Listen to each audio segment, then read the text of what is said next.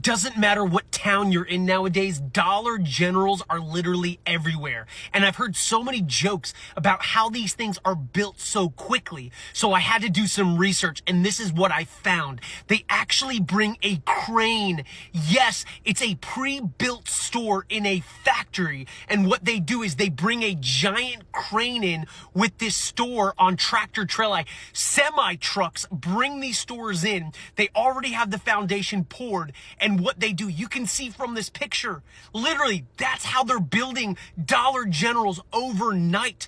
They're coming from a factory. They've got a out west factory, a Midwest factory, and they've got one on the East Coast as well, building these Dollar Generals so they can just pump them out. I've seen things where literally they say garbage bags or Dollar General bags are just floating in a farm field and boom, they pop up. No, they're literally built in a factory and they just drop them right there. Did you guys know this?